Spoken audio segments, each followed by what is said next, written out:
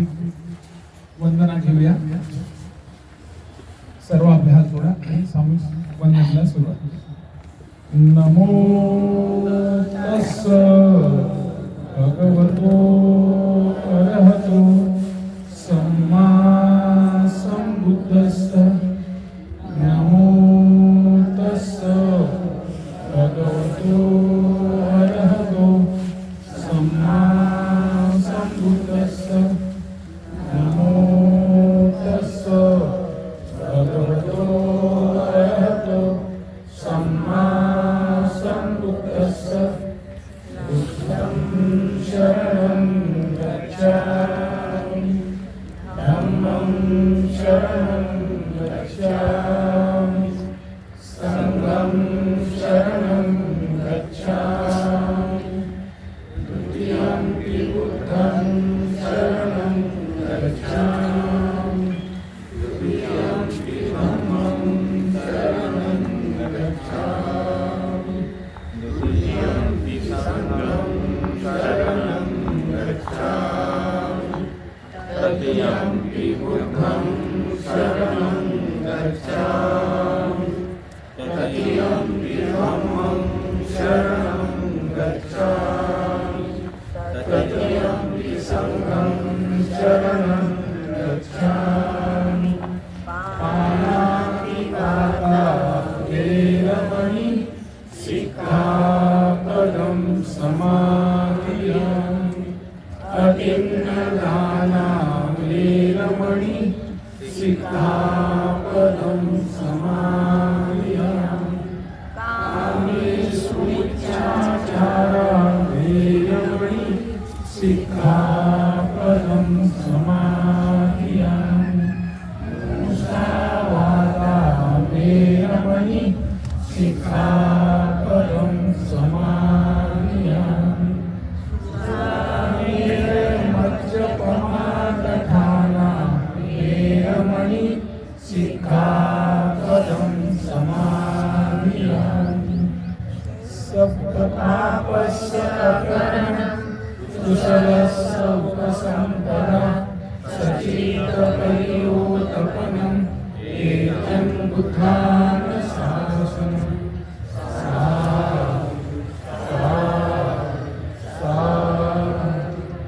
बुद्धं नमामि, धम्मं नमामि, संघं नमामि. आणि गजबे साहेबांच्या डोक्यात कल्पना होती की आपल्या घरी लवकरात लवकर कार्यक्रम करावा, परंतु त्यांनी कार्यक्रम करण्यासाठी वेळच लागत होता. मुलांकडे त्यांनी भावना प्रकट केली आणि त्यांच्या नातीचा सुद्धा वाढदिवस आहे. या वाढदिवसाच्या निमित्ताने त्या नातीला सुद्धा सर्वांचा तुमचा आशीर्वाद मिळो, त्या निमित्ताने त्यांनी आग्रह केला. आणि आग्रह केल्यानंतर ते माझ्याकडे आले. मी त्यांना सांगितलं की चक्रपाणी यांच्याकडे ठरलेलं आहे, कृपया करून तुम्ही त्यांच्याकडे जा. ते त्यांच्याकडे गेले. त्यांनी त्या विनंतीला मान दिला. ते म्हणाले की माझ्याकडचा कार्यक्रम हा पुढच्या येणारा जो रविवार आहे त्या रविवारी करेल. मी सरांना सांगितलं की त्यांनी आपले येणारे जे पाहुणे असेल, अडोशी पडोशी असेल, त्यांनी सूचना दिलेल्या असाव्यात. त्यामुळे त्यांना तुम्ही कशा प्रकारे कन्व्हिन्स करता. तर आदरणीय चक्रपाणी साहेबांनी सुद्धा ऐकून घेतलं आणि त्यांचा आजचा जो प्रोग्राम आहे तो पुढे ढकलण्यात आला. पण त्यांचा सुद्धा आपण साधुवाद केला पाहिजे. आज ज्या चिमुकलीचा वाढदिवस आहे त्या वाढदिवसानिमित्ताने त्यांच्या घरापर्यंत हा धम्मा आला. आपण धम्माची सुरुवात विज्ञान नगर इथून केली. येताना बुद्धं शरणं गच्छामी या संवादानातून या चंटिंग करत आपण आलो. येताना चहूबाजूची लोक आपल्याकडे बघत होती आणि आपण शांत चित्ताने बुद्धाचा संघ आज त्यांच्या दारावर आला. दारावर येण्याआधी त्यांनी आपण त्यांचे दारी येणार आहोत म्हणून त्यांचे चिमुकल्या हातामध्ये गुलाबांच्या फुलांच्या पाकळ्या आपल्या धम्म रॅलीवर वर्षाव करत होत्या. जसं जसं आपण त्यांच्या घरापर्यंत पोहोचत होतो तशी तशी घरातील प्रत्येक माणसं या येणाऱ्या रॅलीचा, या येणाऱ्या धम्म बांधवांचा आम्हाला कसा सत्कार करता येईल.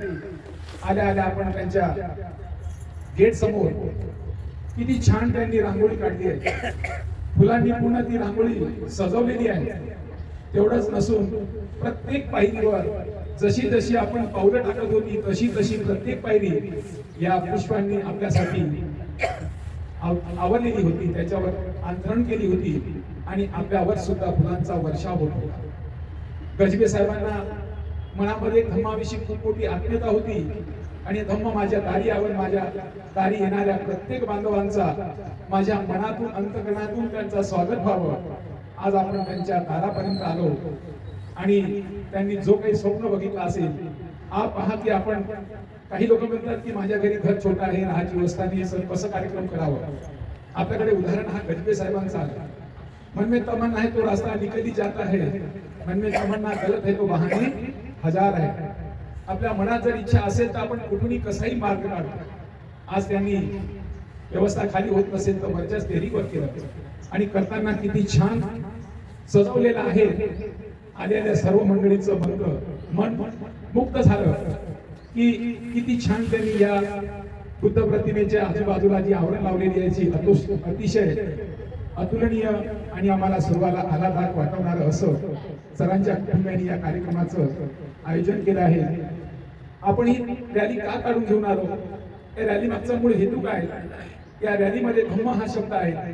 धम्म म्हणजे आदर्श जीवन जगण्याचा मार्ग आणि धम्म हे माणसाला जोडतोय.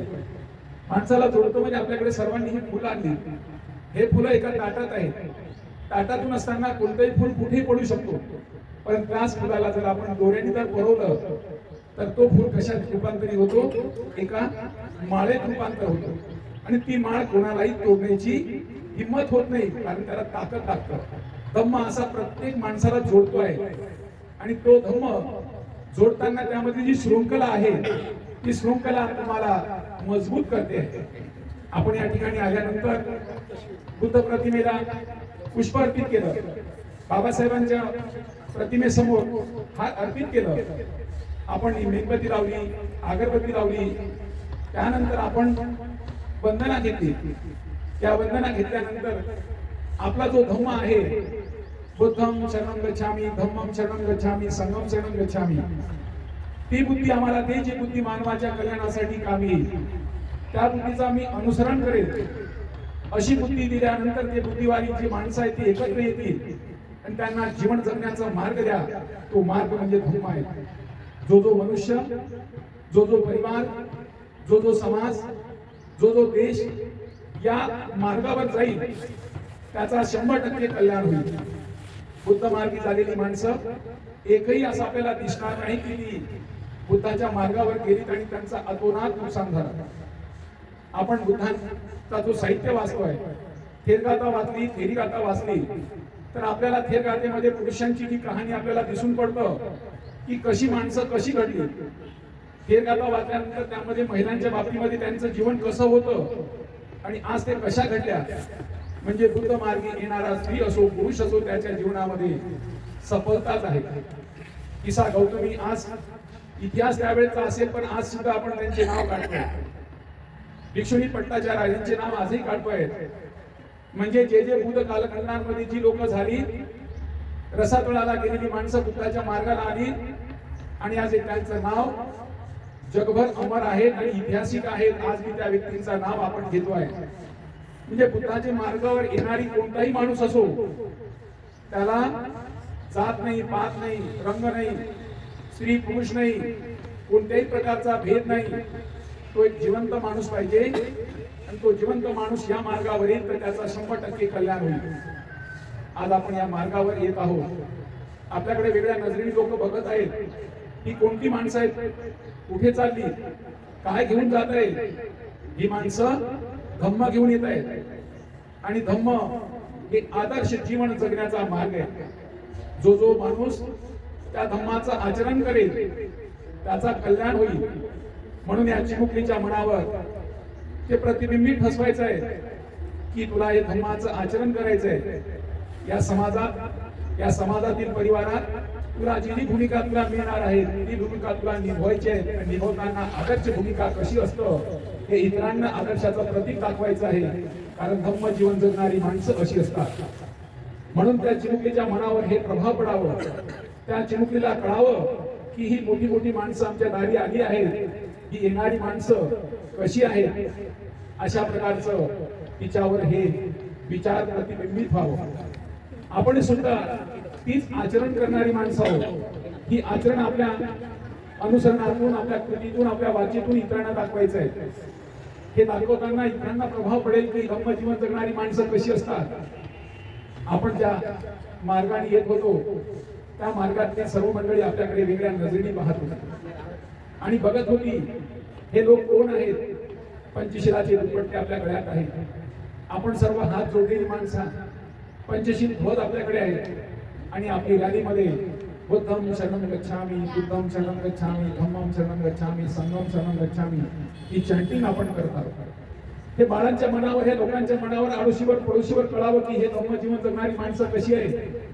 कारण हे म्हणतात पानाती पाता वेरमणी शिका पदम समाधी आणि ती कोणतीही हिंसा करणार नाही. हिंसा करत असताना आपल्याकडे एकच माहिती आहे की कोणी कोणाचा मारणे म्हणजे हिंसा करणे, एखाद्या व्यक्तीचा खून करणे म्हणजे हिंसा केली. बुद्ध हिंसेची व्याख्या वेगळी करतात. काया वाचा मनानी, कायेची आपल्याला दिसून पडतं ही हिंसा केलेली आहे, परंतु वाचेची हिंसा ही पण दिसून पडतं, परंतु मनातली हिंसा दिसून पडत नाही. म्हणून ते म्हणतात तुमच्या मनात सुद्धा असा भाव असला पाहिजे, तो कल्याणी भाव असला पाहिजे. रात्रंदिवस तुम्ही विचार करत असताना तुमच्या मनामध्ये तुमचा कल्याणी भाव तुमच्या मनात असला पाहिजे. ही बुद्ध शिकवण आहे. प्रत्यक्ष दिसणारी ही शिकवण आपल्या समोर दिसतं. म्हणून त्यावर म्हणतात सब पाप सकरणम कुशल शुभ संपदा सचित परियोगमनम केतन बुद्धं शासन. मी कोणाला चिंता घेणार नाही, मी कोणावर रागावणार नाही, कोणावर अशी शब्दाचं उच्चारण करणार नाही की त्यामुळे त्यांना वेदना होती. त्याचबरोबर माझ्या मनात सुद्धा कोणतेही अकुशल काम येणार नाही. सातत्याने कुशल कसे कृत्य करता येईल, कुशल भावना माझ्या मनात कशा येतील. म्हणून बुद्धाला आपण का मानतो. बुद्ध 5 इंद्रियापैकी 6व्या इंद्रियावर बोलतात. 6वा इंद्रिय हा आपला मन आहे. बुद्धांच्या याच्यामध्ये जास्तीत जास्त मनाला प्रशिक्षित केलं जातं. ज्यांचा मन प्रशिक्षित असेल तो व्यक्ती उच्च कोटीचा आहे, म्हणजे तो बुद्ध आहे. बुद्धांकडे वेगवेगळ्या समस्या घेऊन वेगवेगळी माणसं येत असतात. एकदा काय झालं, एक माणूस बुद्धांकडे आपली समस्या घेऊन आला. काय समस्या? ती नेहमीची समस्या की त्यांच्या घरामध्ये त्यांच्या मुलाबाळाशी पटतच नाही. बायको रागावते, पोरगी रागावते, कोणाकडे जाऊ काही सुचत नाही. घरातून बाहेर पडल्यानंतर मित्रमंडळीकडे जाऊन बसावं, तिथे तरी काही मनाचा विरंगुळा होईल, नवीन काही गोष्टी ऐकायला मिळेल. म्हणून त्या मित्रमंडळीत जातात. तर ते मित्रमंडळी दारू पिणारे, खोटे बोलणारे, लबाड बोलणारे, आणि ते मंडळी यांची खूप टिंगल करतात. एवढी टिंगल करतात की त्यांना तिथे बसणं शक्य नाही. त्यावेळी ते बुद्धांकडे प्रश्न करतात, तथागत मी जाऊ कोणाकडे? घरी गेलो तर ही समस्या, बाहेर मित्रमंडळी गेलो तर ही समस्या, आता मी जाऊ कोणाकडे? तेव्हा तथागत म्हणतात शिरो संपन्नो नारो सुपटिपन्नो वती बको. त्या शिरवान माणसाकडे जा. तो शिरवान माणूस तुम्हाला या समस्येतून निवारण करेल, त्या अडचणीतून तुम्हाला बाहेर काढेल. त्यामुळे ते आपल्याकडे कोणाकडे बघतात? त्या शिरवान माणसाकडे. ते शिरवान माणूस कोण आहे? तुम्ही बसलेली माणसं सर्व काय शिरवान आहात. तुमचा शिराचा सुगंध चौकडेत फिरतो आहे. म्हणून बुद्ध म्हणतो मार्ग काढणारा एकमेव माणूस तो कोण असेल? तो बुद्ध माणूस आहे. कारण त्याला आम्ही नेहमी शिरांबद्दल सांगतोय. तो शिरवान होतोय, नीतिमान होतोय, नैतिकतेचा वापर करतोय, नैतिकता घेऊन जीवन जगतोय. आपण आल्या इथे त्रिशरणाला वंदन केलं, पंचशील घेतलं, त्यानंतर सर्व पाप सकळ शुभ संपदा म्हणालो. का बरं आपण असं केलं? त्रिरत्नाला वंदन केल्यानंतर आपण पंचशील घेतलं, कारण आपल्या शिराचं बळ वाढावं, शिराला मजबूती यावी. शील मजबूत असल्यानंतर किती संकट असेल त्या संकटातून आपण मार्ग काढू शकतो. बुद्धाच्या मार्गी येणारी माणसं हे शिरवान आहेत. या भारत देशाला हजारो वर्षाची गुलामी मानसिकतेमधून दूर करण्याचं काम एका शिरवान माणसाने केलं. जगातील माणसं भारताकडे वेगळ्या नजरेने पाहतात. भारताच्या प्रधानमंत्रीला आता जो लॉकडाऊन लावायचं होतं, तो लॉकडाऊन लावताना रात्री 8 वाजता तो जाहीर करतो आणि 12 वाजता भारतामध्ये लॉकडाऊन लागू होतो. तो लॉकडाऊन अमेरिकेमध्ये राष्ट्रपतीला आपल्या देशात लावताना खूप अडचणी आला. शेवटी तो लावता नाही आला, पण भारताच्या प्रधानमंत्रीला भारतामध्ये लॉकडाऊन लावता आलं. याचं कारण काय असेल? याचं कारण आहे भारताचा संविधान. भारताचं संविधान त्या शिरवान माणसाने निर्माण केलं. त्या शिरवान माणसाची लेखणी लागली, त्या शिरवान माणसाची दृष्टी तिथे पडली, त्या शिरवान माणसाच्या स्पर्श आल्यामुळे ती भारताचं संविधान मजबूत झाला आणि त्या मजबूत संविधानामुळे भारताच्या प्रधानमंत्रीला देशामध्ये लॉकडाऊन लावतात. जगातील माणसं भारताकडे वेगळ्या नजरेने पाहतात. भारत एवढ्या मोठ्या लोकसंख्येचा देश आहे. या देशांमध्ये दररोज नवीन नवीन समस्या निर्माण होतात. तरी परंतु या देशांमध्ये फार मोठा बंड केल्याचं दिसत नाही. कारण काय? कारण या देशातली संविधान, या संविधानामुळे भारत हा मजबूत आहे. जर आपण संविधान हा शिरवान माणूस शिलाचा वापर करून त्या संविधानामुळे देशाला एकरूप ठेवू शकतो, तर आम्ही त्या शिलाचे पालन करणारी माणसं आमच्या कुटुंबाला आम्ही एकरूप नाही ठेवू शकत. तुम्ही शिरवान माणसं तुमच्या समाजाला एकरूप नाही ठेवू शकत. तुम्ही तुमच्या देशाला, तुम्ही तुमच्या समस्येला दूर करणारी एवढी ताकद तुमच्यामध्ये फक्त शिलांच्या बळावर. बाबासाहेब म्हणतात, हे लोक मी शिकल्यामुळे माझ्याशी घाबरत नाही, परंतु हे माझ्या शिलामुळे घाबरतात. म्हणून शिरो संपन्न नार सुपटी पण होती. या शिलांचं बळ वाढल्यानंतर आपल्याकडे वेगळ्या नजरेने पाहणारी माणसं, म्हणून घरातली स्त्री कशी असावी ही बुद्ध महिला असावी. आपण नेहमी सांगतो की निर्भया प्रकरणामध्ये हा प्रकरण जगभर घातला. भारत देश हा बुद्धांचा देश असं आपण म्हणतोय, परंतु त्याच्या घरांमध्ये जर बुद्धांचं आचरण असतं, त्या आईने त्या मुलाला जर सांगितलं असतं कामे सुनिच्छाचार वेरमणी शिका पदम समाधी आणि, तर भारतामध्ये निर्भया प्रकरण घडलं नसतं. म्हणून प्रत्येक घरामध्ये बुद्ध आई हवी आहे, प्रत्येक घरांमध्ये बुद्ध बाप हवा आहे. कारण त्या मुलांवर हे 5 शिलांचं सातत्याने त्याच्यावर सांगत राहणे आहे. म्हणून ज्यांच्याकडे त्या कुटुंबांमध्ये शिलांचं पालन होत असेल ते कुटुंब बलशाली होते. आज जगामध्ये आपण पाहतो जे राष्ट्र बुद्धिस्ट राष्ट्र आहेत, काय त्यांची दानपारमिता आहे, काय त्यांच्यामध्ये करुणा आहे. करुणामय असलेली माणसं, दानपारमिता असलेली माणसं आपल्या भारतामध्ये. आता 12 डिसेंबरला चॅन्टिंग झालं. त्या चॅन्टिंग मध्ये विदेशातली माणसं भारतात आली आणि कितीतरी त्यांनी पुस्तक रूपाने दान केलं गेलं. ही माणसं भारतात येऊन का असं करतात की भारत ही बुद्धांची भूमी आहे आणि बुद्धांच्या भूमी असल्यामुळे बुद्धांनी कधी माझ्या नावाचा गौरव करा, वावाकी करा, माझ्या नावाचा डबडा वाचवा असं कधीच म्हटलं नाही त्यांनी. त्यांनी का म्हटलं की अशी बुद्धी विकसित करा ज्या बुद्धीमुळे तुमचं कल्याण होईल, इतरांचं कल्याण होईल. त्या बुद्धीला तुम्ही शरण जा, त्या बुद्धीचं अनुसरण करा. हीच बुद्धी तुम्हाला आम्हाला विकसित करायची आहे. एकदा काय झालं, तथागत बुद्धांकडे मोठा श्रीमंत माणूस आला. तो श्रीमंत असल्यामुळे त्याच्याकडे खूप प्रॉपर्टी होती, खूप संपत्ती होती. तो तथागतांना काय म्हणतो, तथागत मला रात्री झोपच येत नाही. का बरं, काय अडचण आहे? माझ्याकडे 7 पिढीला पुढे एवढी संपत्ती आहे. माझ्या पिढीतील कोणत्याही माणसाने किती त्या संपत्तीचा वापर केला तरी 7 पिढीपर्यंत त्याला संपत्ती संपणार नाही. परंतु 8व्या पिढीला अर्धीच पुरते आणि अर्धी मिळत नाही. म्हणून मला ते अर्धी संपत्ती माझ्या जी पिढी आहे त्याचं काय होईल म्हणून मला झोप येत नाही. तथागत का म्हणाले त्याला, तुम्ही असं एक काम करा म्हणे, या गावातून चतकोर भाकर घेऊन या. आता तो श्रीमंत माणूस कोणाकडे जाऊन काय मागावं, परंतु तथागतांनी त्याला अट दिली की तुम्ही चतकोर पुढे आणल्याशिवाय तुम्हाला त्याचं उत्तर मिळणार नाही. मग तो एका भिकाऱ्याचा त्यांनी कपडे घातले आणि एका गावात गेला. गावात गेल्यानंतर गावातले आमच्या ज्या महिला असतात ते घर साफसुथरी काम करून शेतात निघण्याच्या तयारीत असतात.